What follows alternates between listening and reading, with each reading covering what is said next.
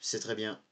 On l'a fait, ben, en tout cas, on a pu enfin gagner un match pour la première fois depuis le match contre Fulham. Non, pas contre Fulham, mais contre Ipswich, on n'a pas gagné en première ligue. Et même à Emirates, genre, on n'a pas gagné un seul match depuis ben, le match du Real Madrid et bien sûr le match de Fulham en première ligue. Mais au moins aujourd'hui, on a pu garder cette deuxième place et finir dans la position de la Ligue des Champions. Donc là, on jouera la Ligue des Champions officiellement. Mais il y a plein de choses à dire sur cette rencontre. Salut à tous, aujourd'hui on se retrouve pour faire le débrief de cette rencontre très difficile, mais on a su pouvoir gagner et la maîtriser à partir de cette deuxième mi-temps. Entre Arsenal et Newcastle United, ça finit sur le score de 1-0 pour Arsenal, pour le dernier match des Gunners à l'Emirates, et il fallait bien le gagner. Fallait bien qu'on gagne pour la dernière journée à l'Emirates, ça allait être très important. T'allais quand même pas finir la saison avec, t'allais pas finir quand même cette saison à l'Emirates Stadium avec quoi, aucune victoire quoi. Donc vraiment, ce match a été très important. Fallait vraiment pas qu'on laisse Newcastle nous rattraper dans cette course pour la Ligue des Champions. Et là maintenant, on est la première équipe après Liverpool à se qualifier dans cette Champions League. Avant de parler de cette rencontre, n'hésitez pas à vous abonner, liker, commenter, ça fait toujours un très grand plaisir de vous avoir dans mes vidéos. Donc pour commencer déjà, on a affronté une équipe de Newcastle United qui est en tout cas une équipe qui nous a battu 3 fois cette saison. Une fois en Première Ligue, c'était en novembre, on a perdu 1-0. 2 fois en Carabao Cup, en demi-finale de Carabao Cup, aller-retour, on perd 2-0 à Emirates, puis 2-0 à St James Park. Donc vraiment, Newcastle United, vraiment, on était leur chien en fait. Hein. On était clairement leur chien. Ça se disait comme ça là, à chaque fois, vraiment. Ils devaient nous battre, ils devaient nous battre. Parce que c'est vrai, récemment, ils nous ont battu beaucoup. Ils nous ont battu beaucoup, faut le dire. Surtout vraiment qu'on se déplace chez eux, c'est très très dur de gagner là-bas. Hein. Mais en tout cas, ce qu'il faut savoir, c'est que quand on affronte cette équipe-là, là, vraiment, il faut faire très attention parce que là, vraiment, on les trouve. On dit que c'est. En fait, ils sont souvent sous-cotés. C'est souvent une équipe sous-cotée pour les Gunners. On croit souvent qu'on pourrait peut-être les gagner, mais finalement, Newcastle sont là pour nous montrer un peu. C'est pas parce que nécessairement ils font que bien jouer contre Arsenal, c'est peut-être pas ça vraiment l'affaire. Mais Newcastle, en tout cas, ils ont très très bien joué, ça c'est sûr. Hein. Newcastle, déjà en première mi-temps, ils ont eu énormément d'occasions. Ils ont eu beaucoup de chances de pouvoir ouvrir le score, surtout en première mi-temps, les nombres d'arrêts qu'a fait David Raya. D'ailleurs, faut en parler de David Raya. Là. Mais en tout cas, faut dire que de leur côté, en tout cas, ils n'avaient pas Isaac non plus. Donc c'est déjà un avantage pour les Gunners. C'est déjà un avantage hein, que même bah, Alexander Isaac ne joue pas. Parce que voilà, sur les dernières confrontations, il a mis beaucoup de buts contre Arsenal. Donc déjà, ça nous a aidé beaucoup. Mais en tout cas, il faut dire qu'en général, toute leur équipe ont des très bons joueurs. Et donc là, pour commencer, il faut qu'on parle d'abord de notre côté. David Raya. David Raya a juste été superbe. Au début de la première mi-temps, ben, en tout cas, à la première mi-temps en général, il a fait beaucoup d'arrêts. Il a arrêté en tout cas une très belle frappe il a fait une très belle frappe de Murphy, si je ne me trompe pas. Là. Il a fait en tout cas une superbe arrêt au tout début et juste après il l'a re-arrêté. Donc voilà, il est vraiment trop fort là-dessus. Hein. A toujours vraiment se relever vite pour attraper, pour arrêter le ballon et l'empêcher de rentrer. Ça, il l'a fait beaucoup de fois face à Aston Villa, face à Man United. Et là, il le fait aujourd'hui. Il l'a fait aujourd'hui contre les Paris, contre Newcastle United. Et en tout cas, vraiment, il a réussi à vraiment nous faire garder dans cette rencontre, en tout cas, parce que déjà, vraiment, il fallait vite par la suite qu'on se réveille rendu à la deuxième mi-temps. Mais sinon, il faut qu'on parle aussi d'un autre arrêt qu'il a réalisé. C'était dans un corner. Dan Burn, il était en tout cas énorme. C'est un défenseur très énorme côté Newcastle United. Mais en tout cas, lors du corner, Dan Burn, il a fait une très belle tête qui semblait être rentrante. Raya était bien présent, il l'a bien arrêté. Et ensuite, il y a eu un autre arrêt de la part avec son pied cette fois-ci. Donc, vraiment, il était là en forme, en très bonne forme, malgré qu'il y avait du soleil dans sa face, mais il n'y a rien qui a changé pour lui. Hein. En tout cas, c'était un très très bon match de la part de notre gardien, et c'est normalement, et ça doit être bien lui l'homme du match, hein. C'est sûr. Ensuite, William Saliba, Saliba était correct quand même, hein. Je trouve qu'il a été très bon. Kivior m'a un peu stressé par contre, lorsque voilà, on voyait ses prestations un peu, c'était un peu difficile. Skelly, en tout cas, je peux dire que Skelly de son côté, il a aussi eu beaucoup il a eu beaucoup il s'est fait beaucoup pousser par les joueurs de Newcastle. quand on le voyait avec le ballon, surtout vraiment une fois où est-ce que il était pas loin de perdre le ballon, mais en tout cas c'était, il l'a bien poussé, il l'a bien renversé. Je crois que c'était à Livramento si je me trompe pas. Euh, Sinon, et de l'autre côté, Ben White, c'était pas non plus un top match de sa part. Malheureusement, vraiment, c'est vraiment, il est juste vraiment pas efficace. Vraiment, quand il défend, quand il essaye de garder le ballon dans son pied, vraiment, le Ben White qui jouait très bien dans le temps, des fois, il y a quelques saisons, là, vraiment, il nous manque. Pour de vrai, on a besoin d'un défenseur comme lui, là. On a besoin d'un latéral comme lui, là. C'est sûr que là, on dit qu'il est un défenseur central, mais là, pour le faire jouer en latéral, ça se voit, c'est parce qu'il peut bien jouer ce poste-là. Malheureusement, Timber, voilà, il ne joue pas vraiment beaucoup avec les Gunners récemment parce que, voilà, il s'est blessé, je crois, juste, si je me rappelle bien, c'était après la défaite contre le Paris Saint-Germain, mais malgré tout, Newcastle United ont pu. Notre défense était quand même presque prenable pour Newcastle United. C'est pour ça que vraiment on avait de la chance que David Raya était en top forme. Parce que de notre côté, si notre parce que si lui non plus il serait pas en top forme, certainement on serait. Aussi il serait même pas là, genre on aurait peut-être dû perdre comme 3-1 ou 4-1 à l'Emirates, hein, c'est clair. Le milieu de terrain s'est bien amélioré par contre. Hein. Le milieu de terrain, j'ai vu comme une grande amélioration, en tout cas Declan Rice. C'est sûr que là, maintenant, Declan Rice, déjà, c'est lui qui a mis le but pour Arsenal dans ce match-là. C'était un super beau but, très bien joué.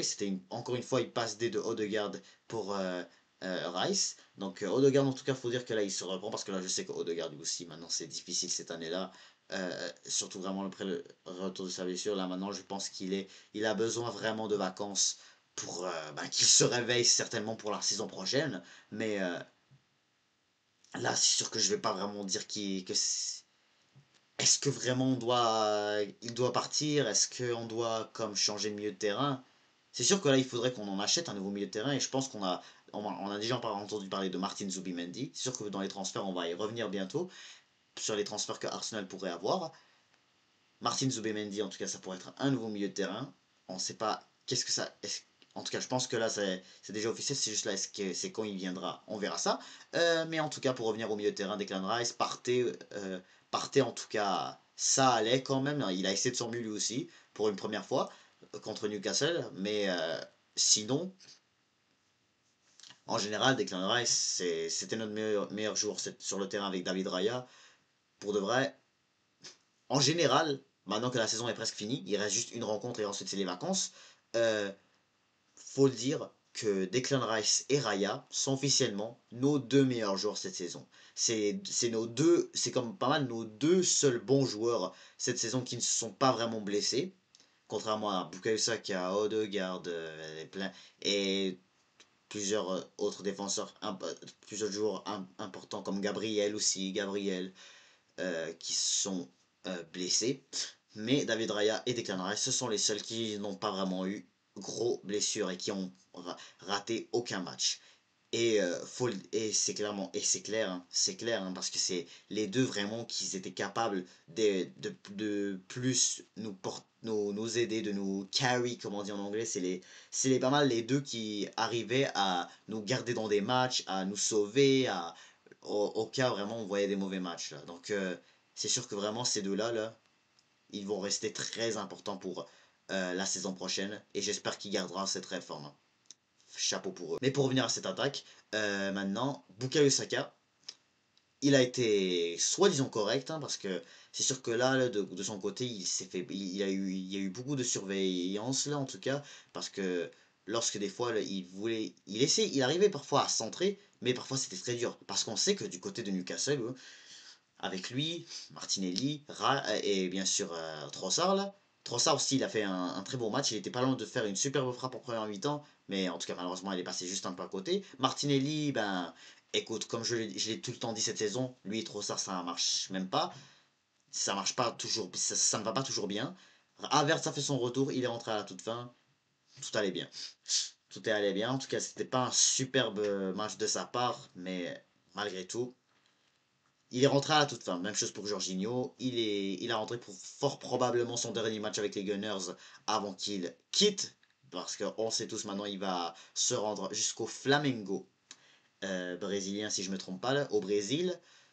Donc, en tout cas, ça reste que voilà, c'est le temps qu'il termine sa carrière. Mais pour revenir maintenant à ce que je disais tout à l'heure à propos des corners, lorsqu'on voit vraiment qu'on a beaucoup joué des corners, on voyait beaucoup que il y a eu beaucoup de problèmes, en tout cas, parce qu'on sait tous que là, Newcastle en face, ils ont presque toutes des joueurs énormes. Bien sûr, avec Dan Burn, Livramento, il est quand même haut. Bien sûr, en tout cas, ils ont une, Fabian Schär aussi. Vraiment, ils ont beaucoup. Ils étaient vraiment bien organisés dans leur défense. Et je peux dire qu'ils sont très talentueux aussi là-dessus pour défendre. Pour défendre des fois. Hein. Donc c'est très très compliqué des fois de les avoir. Surtout vraiment dans les corners. C'est une équipe en tout cas qui défend très très bien les corners. Et faut prendre exemple, faut vraiment prendre exemple, parce que ce genre d'équipe là qui arrive parfois à faire avoir personne lorsqu'on les affronte, c'est très très c'est très je trouve que c'est une très bonne manière. Hein. Si Arsenal arrive à appliquer ce genre de façon de comment Newcastle joue, ça se pourrait que voilà, ils arrivent à faire quelque chose. Déjà là, ils ont réussi à remporter la Carabao Cup cette saison. Donc si vraiment tu arrives à trouver moyen de trouver des joueurs de même qualité que eux, bien sûr, ça peut bien aider pour les Gunners. Parce que c'est vrai qu'à certains moments, là, Newcastle vraiment avait beaucoup, ça on l'a vu surtout beaucoup les matchs où est-ce qu'ils nous gagnaient là, surtout. Parce que là c'est notre seul but qu'on marque contre Newcastle cette saison, voilà. Parce que toutes les deux autres défaites c'était 1-0, 2-0, 2-0. Bien sûr, la dernière fois on les a battus c'était 4-1 à l'Emirates Stadium, ça c'était la saison dernière. Sans oublier la victoire aussi de 2-0, ça c'était à St James Park, bien sûr. La défaite de 1-0 qui était en novembre 2023, cette fois-ci. Ça c'était quand on s'est fait voler un but de Anthony Gordon. Euh, Vraiment, on a vu que Newcastle est souvent une équipe que Arsenal ont beaucoup de mal à avoir. Et là, en tout cas, je suis sûr que vraiment, après toutes les choses qu'ils nous ont faites cette saison, ça veut dire vraiment nous empêcher de vraiment délimiter nos chances de gagner le titre, plus nous empêcher de gagner cette Carabao Cup. Là, vraiment, c'est là où on voit que c'est une équipe qui a en tout cas qui a beaucoup plus d'envie à nous battre que voilà que de battre en tout cas plusieurs adversaires. Même si que voilà, ils ont battu Liverpool à la finale. City, voilà, ils les ont battus, je sais, ils les avaient battus récemment, c'était dans l'autre cup. L'année passée, je crois, c'était le premier round. Mais malgré tout, c'est une équipe juste qui est sous-cotée. Et j'espère vraiment que eux aussi ils puissent retourner en LDC l'année prochaine et peut-être, pourquoi pas même faire mieux. Hein, parce que l'année prochaine, on va avoir 5 équipes anglaises. Hein, donc ça serait génial hein, de voir ça, hein, de pouvoir voir Newcastle, plus peut-être Aston Villa, plus peut-être Chelsea, hein, voir un retour de Chelsea en Ligue des Champions. euh, Sans oublier, bien sûr, sans oublier en tout cas Manchester United ou Tottenham vu que ça sera la finale de l'Europa League. Et bien évidemment, on verra bien sûr d'autres équipes en Europa League comme Crystal Palace qui ont juste gagné la FA Cup vendredi, pas vendredi mais hier contre Man City. Et puis donc et cette victoire leur permet de jouer l'Europa League. Donc après tout ce qu'on est en train de voir, on va se dire qu'est-ce qui pourrait s'arriver euh, à Chelsea en fait. Donc parce que Chelsea, eux aussi, voilà, ils sont un peu. Parce que là, en tout cas, c'est sûr que là, c'est un gros battle. Quand on regarde, voilà, le classement, ils ont une chance de peut-être aller en Europa League si Aston Villa, bien sûr, quand tu s'imposes à Old Trafford la semaine prochaine, Nottingham Forest qui leur bat déjà parce qu'ils affrontent Nottingham Forest le week-end prochain, ça va être très très tough. Hein. Surtout que là, Nottingham Forest ont commencé à baisser un peu. Ça va devenir tough. Mais mis à part ça, ben, on a vu que dans ce match, Arsenal a eu beaucoup de mal dans la première mi-temps, ça on le sait, mais en deuxième mi-temps, on a réussi à plus les contrôler. À la fin, Newcastle ont essayé. Ils ont essayé déjà à la toute fin, il y a eu un dernier corner que Newcastle ont joué. euh, et que voilà, bien sûr, il y a eu le Nick Pope, leur gardien, qui est venu pour aider. Heureusement, on l'a bien eu. En tout cas, c'était très compliqué parce que voilà, d'un côté, tu avais énormément de joueurs de Newcastle qui ont essayé de la prendre, mais David Raya a toujours été énorme là-dessus. Mais ça nous a permis bien sûr de s'imposer dans cette rencontre. Ensuite, rendu là, euh, il y a eu bien sûr un peu, il y a eu bien sûr un peu de, comment dire ça, il y a eu un peu d'envahissement, il y a eu une petite bataille à la fin pour, je ne sais pas ce que l'arbitre checkait, est-ce que voilà, il parlait un peu je sais pas qu'est-ce que l'arbitre juste il checkait, est-ce que c'était peut-être comme quoi, est-ce que sur Murphy, il y avait, ou sur le remplaçant de Newcastle qui était rentré, j'ai oublié son nom, mais est-ce qu'il y avait pénalty sur lui? En fait, parce que je me souviens, il y avait comme un genre d'action, une genre de poussée un peu qui s'est fait à la fin. Et on a vu, voilà, comme quoi, c'était truqué un peu. Est-ce qu'il y avait PED? Est-ce qu'il y avait pas PED? Toutes sortes de questions. Mais en général, nous allons bien sûr faire une nouvelle vidéo où est-ce qu'on va bien sûr revenir sur toute la saison des Gunners au complet. Qu'est-ce que vraiment on aurait pu faire pour remporter tel trophée, tout comme l'autre, tout comme l'autre, tout comme l'autre. Hein. Parce que comme ça vraiment, et bien sûr il faut qu'on revienne aussi sur tous les joueurs qu'on pourrait signer cet été-là. Ça veut dire peut-être, voilà, des Gyökeres, des Isaac et tout, ça on va y revenir plus tard, un peu plus tard après la fin de saison pour savoir vraiment quoi faire. Donc voilà, c'est donc la fin de ce débrief. Donc la saison vraiment va terminer à grands pas. Donc j'ai beaucoup aimé faire des vidéos cette année-là. Donc bien sûr, je vais pas m'arrêter là, hein, bien sûr, hein, je vais continuer. Hein. Oui, des fois, j'ai peut-être pas pu faire tous les débriefs, mais là, il faut vraiment que je m'y reprenne beaucoup plus, ça c'est certain. Mais en tout cas, j'ai vraiment pu faire mon plus possible. J'ai pu vraiment parler des Gunners le plus possible. Des fois, j'étais énervé et tout. Mais à partir des dernières journées, à partir des, de certains, j'ai fini par apprendre à rester un peu plus calme dans mes débriefs. Mais en tout cas, ça reste que c'était pas une saison c'était vraiment pas une bonne saison pour les Gunners, ça faut le dire. Hein. Mais bref, en tout cas, je vais m'arrêter là. Heureusement, au moins, on a gagné ce match. On est encore deuxième pour la troisième fois d'affilée. Et puis, on jouera la Ligue des Champions l'année prochaine, donc là, faudrait plus vraiment s'inquiéter sur ça.